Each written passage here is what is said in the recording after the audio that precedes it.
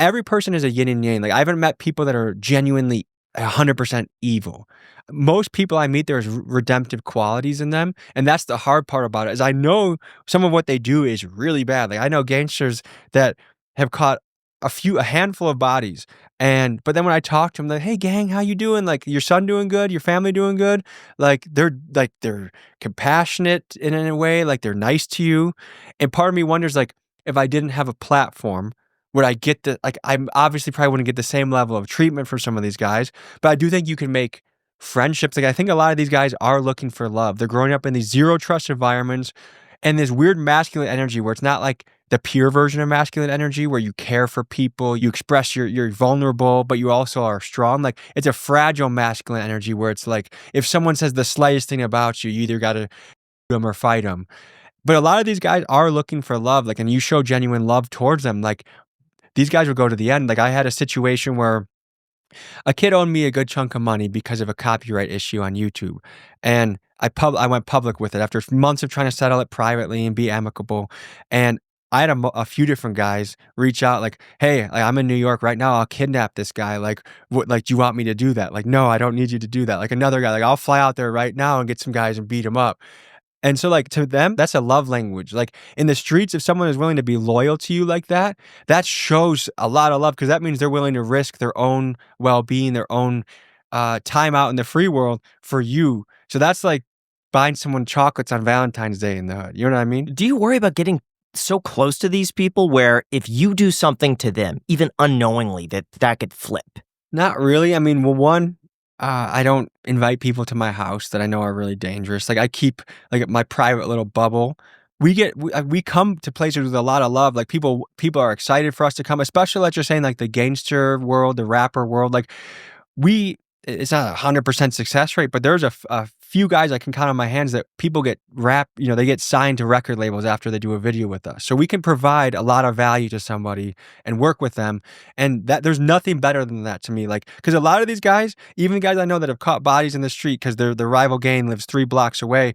Like if this kid could get a record deal and move out of the city, he's going to do it in a heartbeat and just chase after music. That's what he really wants to do. He doesn't want to be in a gang turf war. It's stressful. Like, can you imagine the stress waking up and knowing that the guys that don't like you and multiple groups of them live within 2 blocks of you sometimes? Like how you don't just go on a calm walk down the street with your family. Even driving, they don't ever want their car filmed because, like they'll line it up. Like then they're going to shoot me up in the street or they'll catch me at a traffic light. They won't tell you that they're stressed out. They won't tell you that they're scared because they can't really, like you can't really express that. But I know if I was in their shoes, I would be turning gray and losing hair. Where does all the hate come from? It just seems like if you live within a few blocks of each other, like you shouldn't necessarily hate the person because of what? It's tribalism in a hood sense. I mean, it's the same thing why Republicans and Democrats, like, you mix it up in any group form, and it's the same thing. The difference is here you're in a violent environment, and all it takes is one gang versus another, and then you have to inherit it. If you're part of the crew and you're not going to do anything about it, then you have to back it up. It's like a really strong river that's flowing, and they just get born in these areas where, let's just say, sometimes 80 to 90% of the boys in that area will go into a gang. Sometimes as young as like 10, 11, 12, they're starting to get somewhat affiliated. And so you can't just sit on the sidelines. Like if someone on your team gets, you can't just go back in your house and make dinner and call it a day. Like you have to do something about it. So then these guys are just stuck. And I wonder how many of them that if you just grew up in a different area, how different their life would be. And to put ourselves in their shoes, if we grew up in Little Village in Chicago and we grew up on Latin King territory and the 2-6ers are here, the SDs are here, what are the chances that we're not in the game?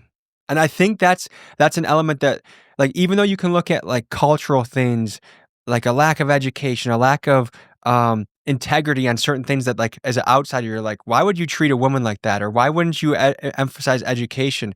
But if we grew up there, what are the odds we would be any different? What's the closest you've ever been to committing a crime while making a documentary? Someone claiming to be a New York police officer reached out to me and said there's a warrant for me. And next time I go to New York to contact him, he said it's not a big deal. It's just a misdemeanor trespassing. I'm not going to say where it was committed, but there was another one that there's a heavy fine, and I don't know if I did something to an extent that it could be past misdemeanor. But usually I don't commit crimes when I film my videos, if that's your Do question. you have a good lawyer? A good lawyer, yeah. I do. I feel like this would be a great integration for a sponsor at this point. Hi, I'm Saul Goodman.